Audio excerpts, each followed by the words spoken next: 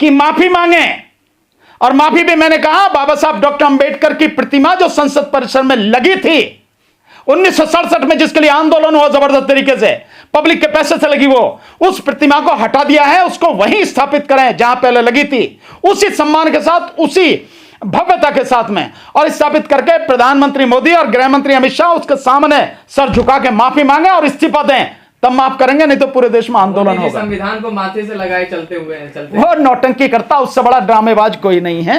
वो नौटंकी करता, जो करता वो कहता नहीं, और जो कहता वो कभी करता नहीं, और मन में क्या चल रहा है इसकी किसी को पता नहीं। देश के गृह मंत्री अमित शाह ने राज्यसभा में जो बाबा साहब डॉक्टर भीमराव अंबेडकर के विषय में अपमानजनक शब्द कहे हैं, उसके विरोध में और प्रधानमंत्री और गृह मंत्री इस्तीफा दें, माफी मांगे, इस संबंध में कल 24 दिसंबर दोपहर 2 बजे से 5 बजे तक जंतर मंतर पर हमारा विरोध प्रदर्शन है, वो कार्यक्रम है। आपके माध्यम से मैं तमाम जितने भी साथी मुझे देख और सुन रहे हों, तमाम संगठनों के साथी, मेरे तमाम एडवोकेट साथी, उन सबसे निवेदन है कि अधिक से अधिक संख्या में इस प्रदर्शन में पहुंचे। साथियों, कोई व्यक्ति आपका और मेरा अपमान कर दे, बुरा वह लगता है, पर अगर कोई बाबा साहब डॉक्टर भीमराव अंबेडकर जी का अपमान करे और सत्ता के नशे में चूर बेशर्मी से उसका बचाव भी करे, यह किसी कीमत पर बर्दाश्त नहीं है। अगर बाबा साहब का अपमान ये इस तरह से करने की हिम्मत कर सकते हैं, तो फिर आप और हम क्या हैं? समाज के साधारण लोग क्या हैं?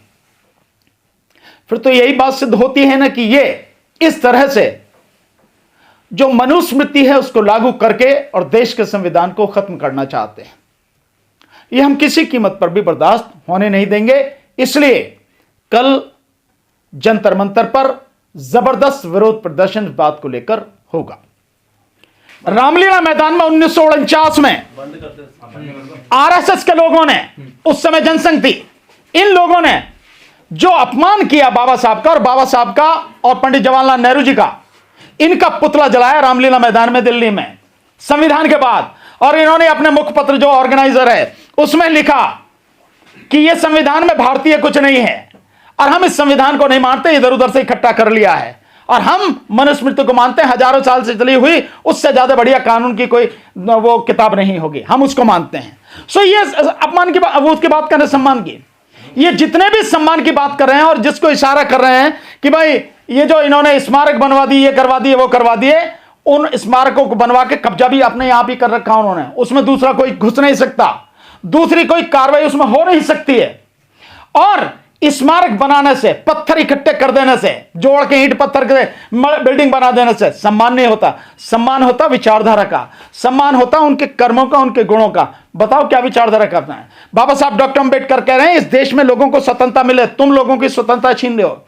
बाबा साहब डॉक्टर अंबेडकर ने कहा कि लोगों को समानता मिलनी चाहिए और दिखनी चाहिए समानता। वो समानता तुम किसी हालत में बर्दाश्त नहीं करते, तुम केवल ऊंच नीच जो है उसी को लागू करना चाहते हो। कहां समानता और कहां ऊंच नीच। और दूसरा, बाबा साहब डॉक्टर अंबेडकर कहते हैं न्याय मिले, तो आप कहते हो 60 साल तक तो कांग्रेस का राज रहा, मान लिया कांग्रेस का, तुम्हारा अब 11 साल से राज है। तुमने, बाबा साहब डॉक्टर अंबेडकर ने जिस न्याय की बात की और जो संविधान की प्रस्तावना में निहित है न्याय, सामाजिक, आर्थिक और राजनीतिक न्याय, कहां दिया? राजनीतिक न्याय तुम छीन रहे हो लोगों से, इस मशीन के माध्यम से बेईमानी करके और गुलाम इलेक्शन कमीशन को बिठा के वोटों की लूट करके, बेईमानी करके तुम वो छीन रहे हो, वोटें काट रहे हो, अपनी वोटें बढ़ा रहे हो, वोट नहीं डालने देते लोगों को, और उसके बावजूद भी जीत नहीं पाते, उसके लिए भी इलेक्शन कमीशन द्वारा वोटें बढ़ाई जाती हैं। 2024 के चुनाव में 4,65,00,000 से ज्यादा वोटें बढ़ाई गई। कहां न्याय दे रहे हो तुम? और दूसरा, भाईचारा, तुम भाईचारा खत्म कर रहे हो। मुस्लिम समाज के प्रति जितनी नफरत तुम फैला रहे हो, और इसी तरह से दलित समाज के लोगों को जो मार रहे हो, आदिवासियों की जमीन पूंजीपतियों को देकर जो उनके जल जंगल और जमीन के अधिकार से उन्हें खत्म कर रहे हो, दूर कर रहे हो, कहां तुम बाबा साहब के संविधान को, विचारधारा को मान रहे हो? और दूसरा, भाईचारा खत्म किए चले जा रहे हो, लगातार खत्म कर रहे हो। तो किसकी बात कर रहे हो?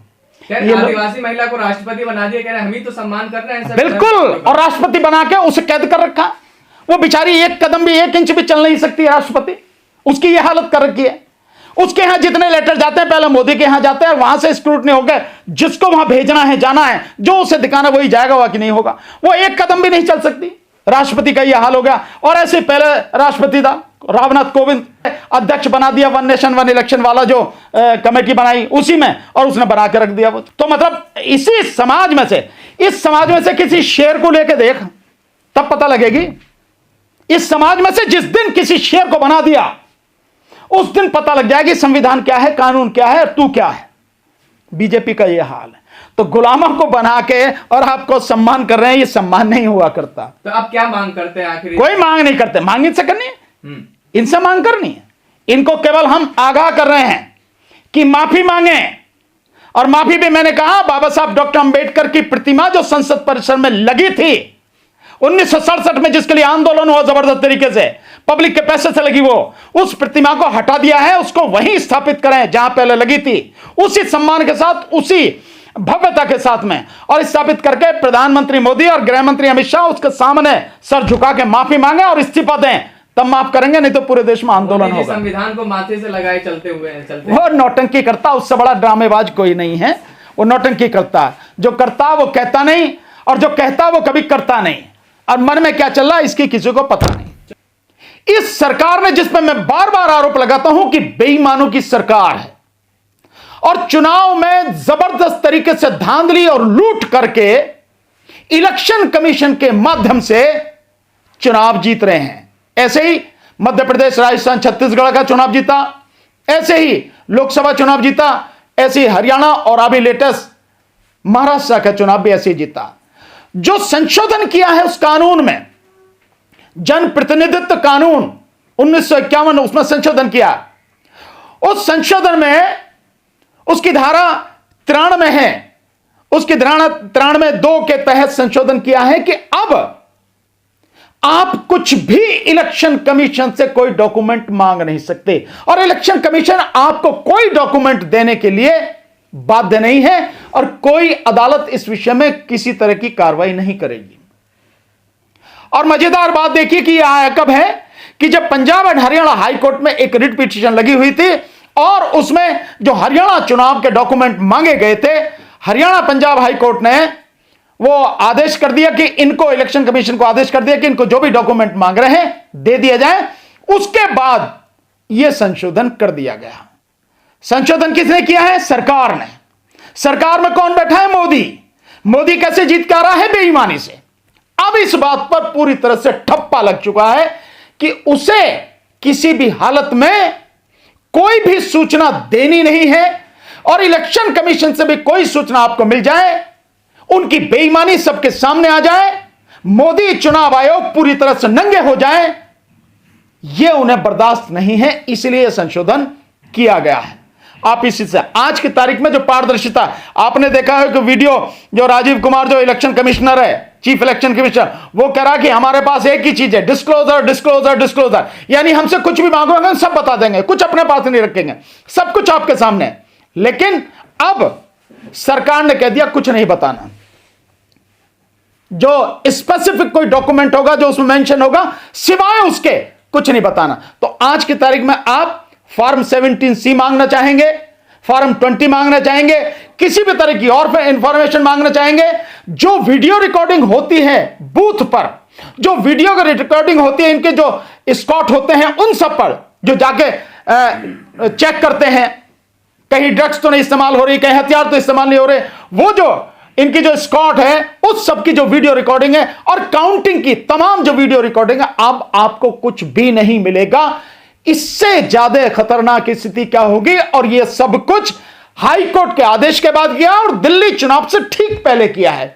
इसका मतलब यह है कि दिल्ली चुनाव अब बीजेपी बेईमानी से जीतेगी, उसने यह कंफर्म कर लिया। और इसके बाद यही इंतजाम कर दिया, बिहार का जो चुनाव अब इसके बाद होगा, उस बिहार के चुनाव को भी इसी तरह की बेईमानी से जीतेगी। नीतीश का पत्ता साफ किया जाएगा और यहां से भी, दिल्ली से भी बाकी तमाम पार्टियों का पत्ता साफ किया जाएगा। यह गंभीरता है। इसलिए मैं कह रहा हूं कि इस देश में बैलेट पेपर से चुनाव हो, इलेक्शन कमीशन में सुधार हो, एक ही दिन में पूरा इलेक्शन हो और साथ में मशीन का पूरी तरह से खात्मा